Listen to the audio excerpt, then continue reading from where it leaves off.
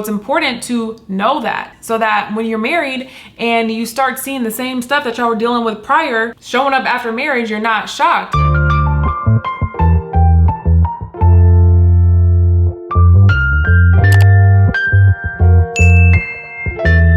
Hey guys, welcome back to my channel. If you're new here, welcome to my channel. My name is Leah, and yes, I did get a haircut. If you haven't seen this short on my page, then check it out because I kind of brought you guys through my haircut. But let me know down below if you like it. It's very light. My hair has so much more movement and I really love it. So yeah, this is day 2 hair. I just got it done. So in today's video, I'm going to be sharing 3 things that you should know before you get married, or honestly before you get engaged, wherever you are in your process.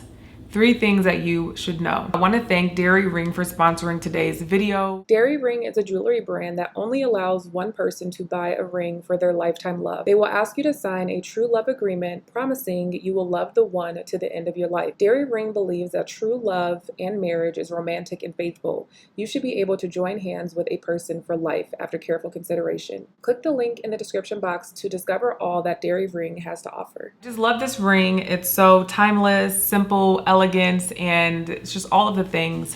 So let's get into the 3 things that you should know before you get married. The first thing is premarital counseling is a must. Yes, you can make it through marriage without getting premarital counseling, but it would make your life so much easier. So even if you're just in a dating relationship and you both think that you want to get married and you want to get married to each other and you think that you are on that path towards engagement and marriage, it's never too early to look into some counseling, some marital counseling, some couples counseling. And a lot of people do get counseling once they get engaged. So before you get married, I think it's so important to sit down with a counselor and really put everything on the table. Talk through your family history, through their family history. You want to talk about your upbringings. What traumas have you experienced, you know? Because the worst thing that you can do is get married and all these things bubble up. It's really important to work through your traumas, to work through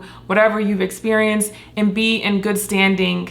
So when you walk into your marriage, you're not having to do that work with your spouse. If I could go back in time, that is something that I literally would have done. Corey and I, we wanted to get premarital counseling, but we couldn't find it available at our church. They had like a small group and it just was not what we needed in that season. So if I could go back in time, I would have prioritized that and just found a way to make it happen, because I think that it would have saved us a lot of difficulty if we had that prior to getting married. And honestly, y'all could even make a date night out of it. Like you go to your little couples counseling, maybe you go out to dinner after. You know, maybe you go to a movie after. It doesn't have to be so heavy and somber, but there's something so special about prioritizing your marriage and showing up for your marriage before you're even married. So if you're engaged or if you're in a serious relationship, I would definitely recommend figuring out a way to get yourself some Christian counseling. When it's all said and done, the Bible says that when you get married, 2 become 1.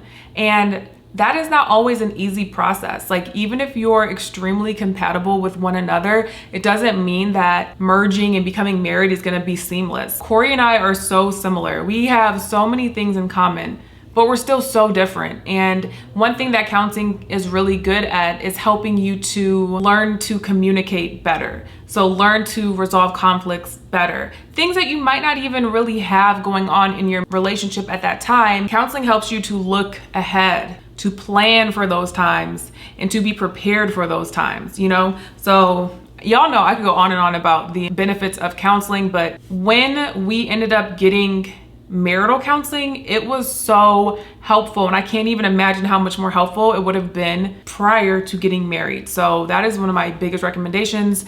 2 becoming 1 is not always going to be easy, so be prepared to put in the work even before y'all get to the altar. The second thing that I think is so important to know before you go into marriage is it's important to be in agreement on major topics. So that would include like faith, family, finances. So for example, with your finances, you really want to make sure that you guys are on the same page. So one person might have debt, one person may not. You want to have that all on the table so that you can develop a plan on how to handle it or how you want to go about it prior to being married. Once you're married and you start uncovering different things, it can make it more challenging. Whereas if you discuss your finances, your goals, your debts, whatever the case may be, if you discuss that prior to becoming married, there's no surprises, you already have a game plan in place and you want to be in agreement on what you guys see for your future financially. Maybe one of you guys is a spender, the other one is a saver. How do you plan on coming together and being one and working together?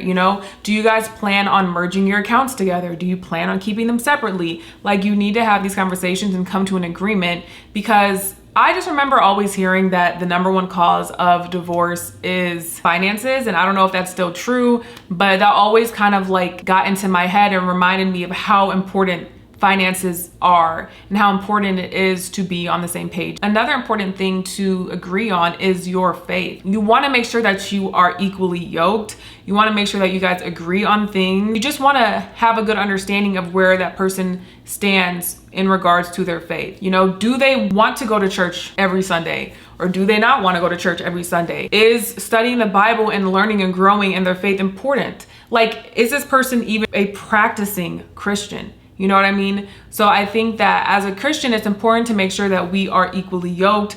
I think it's important to do our due diligence with who we decide to marry and to have these conversations and make sure that we're on the same page. And y'all don't have to be identical, but y'all have to be on the same page. Like, you don't have to be on the same sentence, but y'all got to be on the same page. So I would definitely recommend talking about those things, talking about family. And then even when it comes to family, I think it's important to be on the same page with, do you guys want to have kids? Do you want to start a family in that way? Where do you want to go for the holidays? So for my instance, we live in New Jersey. My family's in Chicago. Corey's family is in Atlanta. So we had to have a conversation and say, okay, we'll go here for this holiday and we'll go visit your family for that holiday, and just have that conversation.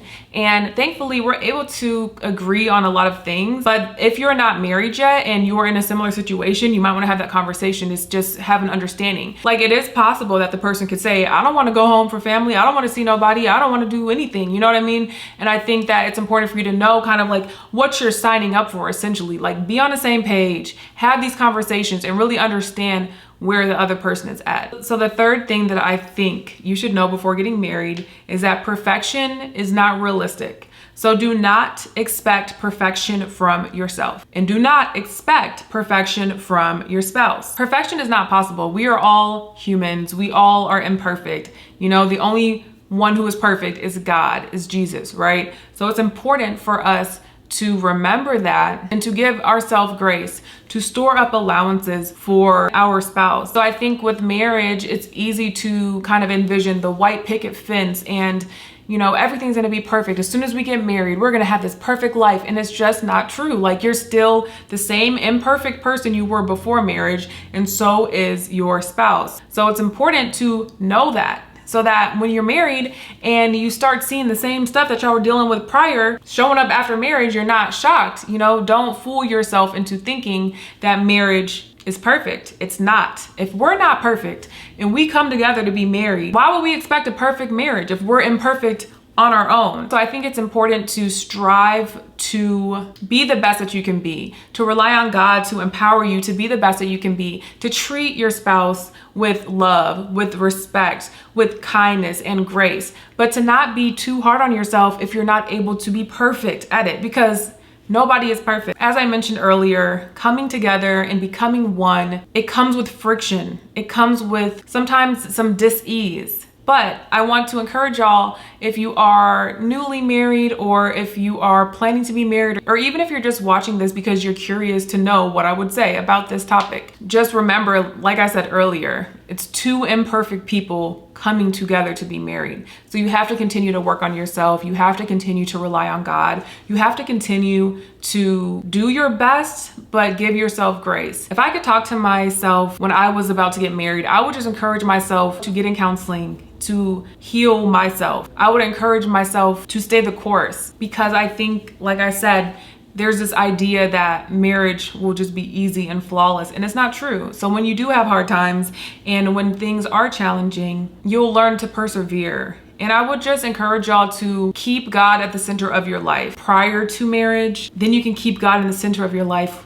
when you're engaged, once you're married, you know, everything that you can do to make your marriage better, you can do to make your singleness better as well. It's more about having a lifestyle, a godly lifestyle. All of the fruits of the Spirit are things that will make your marriage better. So y'all, that is it for the 3 things that you should know before getting married. And honestly, I could probably come up with a lot more than that. And I'm sure Corey would love to talk on this topic as well. So let me know if you found this video to be helpful, and I can definitely do another one like this in the future. Give this video a thumbs up if you liked it. If you're married, comment down below a piece of advice that you could give to somebody who is either looking to be married or, you know, expecting to become married, somebody who's engaged. Any wisdom that you want to give to the people in the comment section, feel free to do so, because we all know that in the comment section, people are reading through. I mean, I can't be the only one who would be watching a video and then scrolling through the comments at the same time. So